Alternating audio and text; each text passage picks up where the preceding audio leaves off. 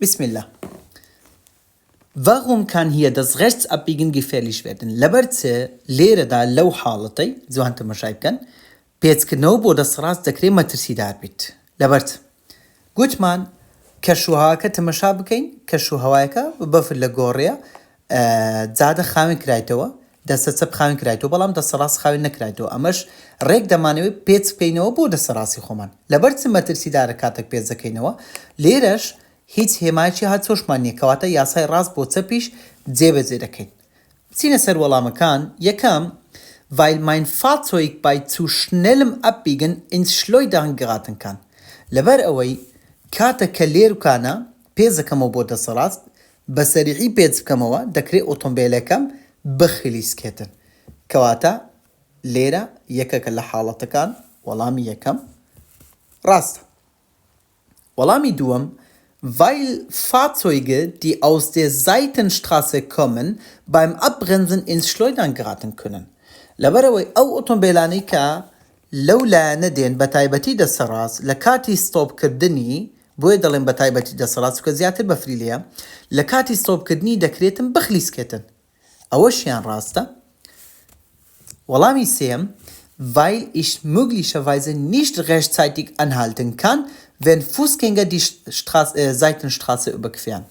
Kata kalirkana kasi piyada manhabitin lazade partaut silew da sebruat silere beten law haltana da amen lakati khomda natwanem buostum basha lakati khomda natwanem buostum kata ka khalq biwe lirkana be partaw kawata hersek halati rasa alayki salam wa rahmatullahi wa barakatuh bkhair ben سپاس کاک سیزر دەستەکان خۆش بی جەماعەت لایکی شاشەتان بیر نەچی سپاسان دەکەم هەر سێک وەڵام لێرەدا ڕاست بچینە سەر پرسیاری دواتر wann kann es hier zu einer gefährlichen Situation kommen کەینێ لێرەدا حاڵەتەکەمان مەترسی دەبیتن کەینێ حاڵەتەکە مەترسی دەبی مەوزوعەکە لێرەدا چییە مەوزوعەکە ئەو پاسکلەیە دیقەت بدەن ڕێی پاسکلەکەی کۆتایی پێدە غادڤێگەکە کۆتایی پێدێت بۆ أو شيلدي تماشى بكين دقتي سر أو شيلدي بدن ليرة نسرة عند Fahrradstraße Ende des Radweg أوكي كوتاي رجع باسكلكيا أو قطعيش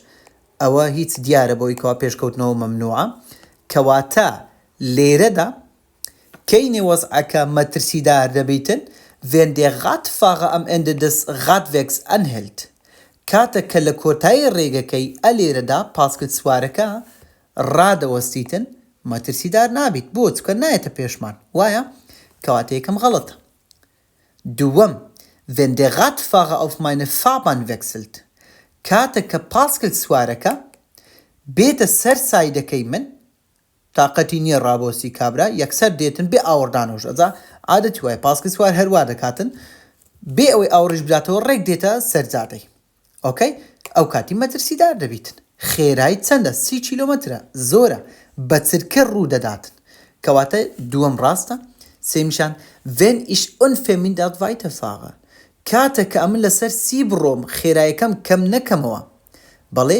مەترسیدار دەبێ وەزعەکە یانە تو خێرایت کەم ناکەیەوە پاسک سوارەکەش دێتە پێشت ئەو کاتی وەزعەکە شلۆق دەبیتن دووەم و سێیەمی ڕاستە پرسیاری دواتر دەستان خۆش بی سپاس کاکە پیانۆ Wie verhalten Sie sich beim Anfahren von Fahrbahnrand? Beim Anfahren von Fahrbahnrand. Kateka لسر لواری زاده راد گرتیه. سواری سیاره بوی یا خود بونم ند دتوی اسابه و دست بلی خورین که و داخلی سر زاده بی. چون هل سکوت دکیت کاتک دست بلی خورینی دکیه و یکم rückwärtigen Verkehr beobachten. واتا چه؟ هاتو توی دواوی خوم چاودێری دەکەم واتە ئاور بدەوە واتە تەمەشا بکە بزانێت چ دەگوزارێ ئۆتۆمبیل دێت یان نە ئەوانە هەمووی خوتۆی عەمەلینە ڕاستە بە نەزەری دەخوێنین بەڵام هەمووی عەمەلیە بە عەمەلی دەبی جێبەجێ بکەین کەواتە یەکەم ڕاستە دووەم Blick in den Rückspiegel genügt واتە چێ واتە تەنها بە ئاوێنە تەمەشای دواوە خۆت بکە بەستە عەلەیکی سەلام وەڕەحمەت الله وبەرەکات بەخێراتی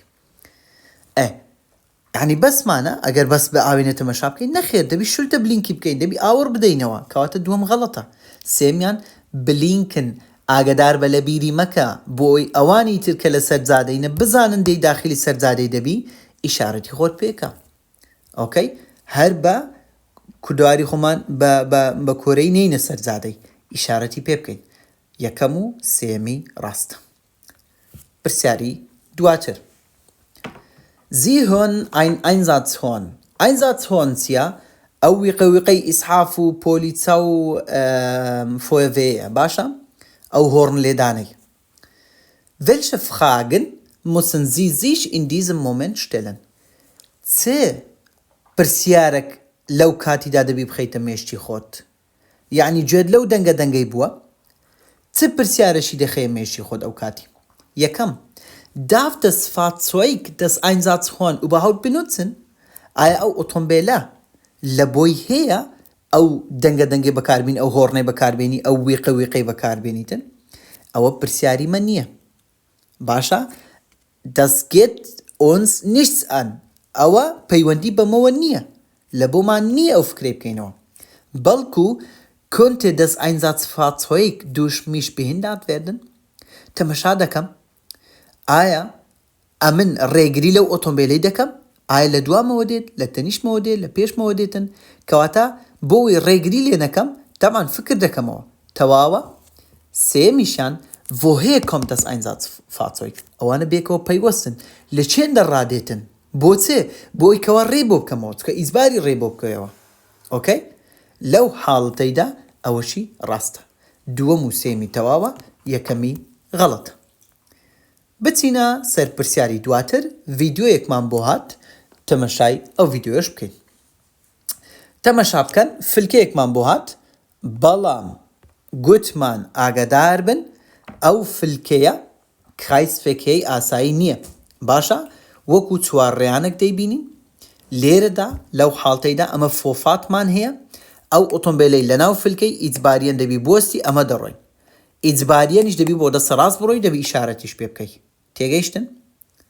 ئۆکەی das ist kein Kreisverkehr ئاگادار بن. Kreisverkehr دوو شیلدی هەیە یەکەچیان سێ گۆشەکەکەیە کە سەری شۆڕ کردیە ڕووی لە خوارەیە واتە ئەمە دەبی ئەولەویەتی بە فلکەی بدەین یعنی ئۆتۆمبیلەکانی ناو فلکەی بدەین و هێمایەکی دیکەش هەیە قەتعەیەکیشینە سێ بازنەی کە بە دەوری خۆیدا دەخولێنەوە تێدایە. ئەو فلکەی ئاساییە بەڵام ئەوە فلکەی ئاسایینی ئاگادار بن لێرە فۆفاتت هەیە ئۆتۆمبیلی ناو فلکەی ئیجباریەن دەبی بۆستی. کەواتە تەمەشا بکەم زین چەیە؟ ئەمە ئێستا داخیل بووین بەڵام ئەمە ئێستا حالی حاضر لە ناو فلکەکەینە. ئەمە لەکوێینە لە ناو فلکەکەی سیارە وادێت. سیارە وادێت لێرە دەبتە دەستە ڕاستی من ئەو سیارەیە ئەولەویەتی هەیە ئاگادار بە. ئەتوو دەبی چ بکەی؟ Du musst das blaue Fahrzeug reinfahren lassen. Okay? دەبێ ئیزنی بدەی ئەو سیارەشینە بێت تێپەڕ بیتن. بەبیرتان بینمەوە کوردستانی خۆمان ئەو فلکانەی گەلک زۆرە. باشە ماڵمان بە قوڕ نەگیرێگە دەچین لەوێندە سیاری باشۆین. ئاگادار بن فلکەکانی کوردستان سەتان نۆتی دەتوانم برێم وەکوی کە دیت بیتم بۆ شێوازێ. ئۆکەی بچینە سەر پرسیار وەڵامەکان. Was ist in dieser Situation richtig? لەو حاڵتەیدا چ شتێک ڕاستە؟ یەکەم ich muss warten. ئەم دەبی ڕابۆستم. تەواوە بۆ چونکە weil das blaue Fahrzeug Vorfahrt hat. Okay? دووەم ich muss mich mit dem Fahrrad des blauen PKWs verständigen. ئەم دەبیت لەگەر ئەو سیارەشینەی لێکتری حاڵی ببین کە چێ دەڕواتن. نەخێر بۆ چکە یاساوە دەڵێتن ڕوون کرایتەوە شتەکە وازح کرایە کەوا ئەوەی کە دێت داخل دەبین مادام هێمای کایسفێکەمان نییە ئیجباریەن دەبی چ بکات دەبی ڕابۆستیتن ئەمە دەبی ڕابۆستین. ئۆکەی ئەو دێت داخل دەبیتن.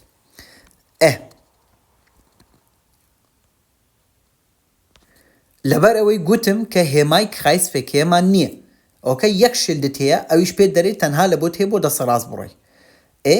کە ئەمە داخل دەبین دەزانین دەبی تەرکیز بکەین دەبی بزانین حاڵەتەکە دەبی ئێستا پرسیارەکەی بەو شازە تێ بگەین بۆی عملیەکەی بزانین و غەڵەت نەکەین و ماڵی کەسیش بە قوڕ نەگرین و ماڵی خۆشمان بە قوڕ نەگرین.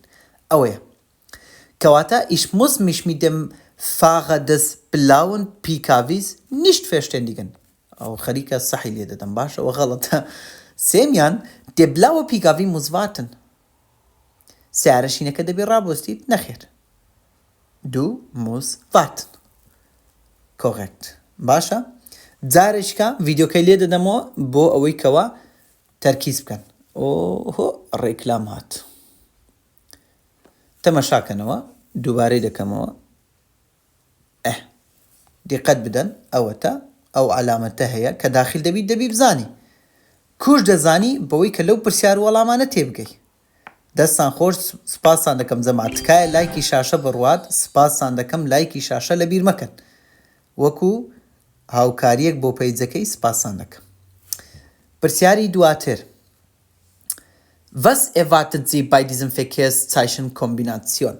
Verkehrszeichen-Kombination ئەو دوو هێمایی کە هەمانە چ شتێک ئەگەر ئەو قەتعەمان هەبی چ شتێک چاوەڕوانت دەکاتن یاخود ئەمە چاوەڕێی چ شتێکی دەکەین لێرەدا؟ یەکەمیان eine Arbeitsstelle, die eine Länge von etwa 100 Meter hat. واتە Arbeitsstelle یعنی لێرە زادە تعمیل دەکرێتەوە کە درێژیەکەی 100 مەترە. درێژیەکەی 100 مەترە. ئەوەیان غەڵەتە. باشە؟ بۆ چونکە باسی درێژیمان کردیە گوتمان لێنگێ ئەو کاتەیە کاتە کە لێرە و لێرە سەهم هەبی دوو سەهمی ڕەش لە دەست ڕاست و لە دەستە چەپ کەواتە لێرە سەهم نییە. لێنگە نەبوو. دووەم. Eine Arbeitsstelle, die nach etwa 100 Meter endet. باشە؟ زادە تعمیلکردنەوەیە کە لە دوای 100 مەتری کە کۆتایی پێدێت. ئەوە هەر فەرقی نییە. لێرەدا 100 مەتر ینی 100 مەتر درێژی هەیە لێرش کۆتاییەکەی 100 مەترە. یعنی هەردووشی سەربەیەکە. ئۆکەی؟ بەڵام eine Arbeitsstelle, die in etwa 100 Meter Entfernung beginnt. سپاس کاکە مەحموود. سپاسان دەکەم جەماعەت دەستان خۆش بی. کەواتە وەڵامی سێم ڕاستە. بۆ لەبەر ئەوەی گوتمان ئەگەر سەهم نەبوو لە تەنیشت ژمارەی ئەوجا خوای دەکرد لێرە لە جیاتی 100 مەتری 1 کیلۆمەتر بوو 3 کیلۆمەتر بوو 10 کیلۆمەتر بوو. مهم زۆر گرنگە ئەو جیاوازەی بزانم بە ڤیدۆش بڵاوم کردیتەوە لە پەیجی. لێرە لە تەنیشت ژمارەکان ئەگەر دوو سەهم هەبوو واتە لێنگە واتە ئەو هێمای کە لێرە چەقێنایە بە درێژی ئەو هێمای هەتا وەکو 100 مەتری دیکە گریمان وەکو نمونە بینمەوە هەتا 100 مەتری دیکە باوشتێ لێە.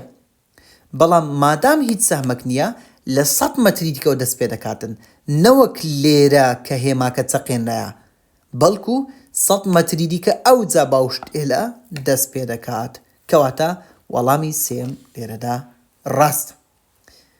بچینە سەر پرسیاری دواتر. پرسیارێکی زۆر ئاسان کەس نییە نەزانیتن بەڵام زۆریش هەیە غەڵەتی دەکاتن.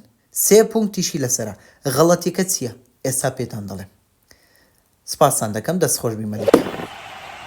Womit müssen Sie bei diesem Verkehrszeichen rechnen? ئەگەر ئەو هێمایەمان هەبیتن حیساب بۆ چ دەکەین چ شتێکی دەینەمێشی خۆت چ دێتە سەرزادەی دەستان خۆشی زۆر سپاس. یەکەم mit stark verschmutzte Farben. ئاژەڵی ماڵیمان ێوە نییە؟ ئاژەڵی ماڵی جادە پیس دەکاتن. کەواتە وا بۆی دەچین کە جادە پیس بیتن. ئۆکەی؟ کەواتە ڕاستە. دووەمیان mit Wildwechsel. زۆری هەیە زۆر هەیە کە غەڵەتیەکەی لە چ دەکاتن؟ زۆر سپاس کاک ئاسۆ. غەڵەتیەکەی لە چ دەکاتن؟ لەوەی کە ئەوەش هەڵدەبژێریتن. ئەوەت هەڵبژات وەڵامەکەت غەڵەتە 3 پونکتت لە دەستدا. باشە؟ کەواتە زۆر سپاس خوشکانە دەست خۆشبی خوشکی بەڕێزم. کەواتە ئەوەیان غەڵەتە. ڤیلد تێبگەن ڤیلد ئاژەڵی چێویە کاچی من. وێنەکە کە ئاژەڵی چێوی کەینێ مانگە ئاژەڵی چێوی بووە. کەواتە ڤایدە تێغێ واتە ئاژەڵی ماڵی.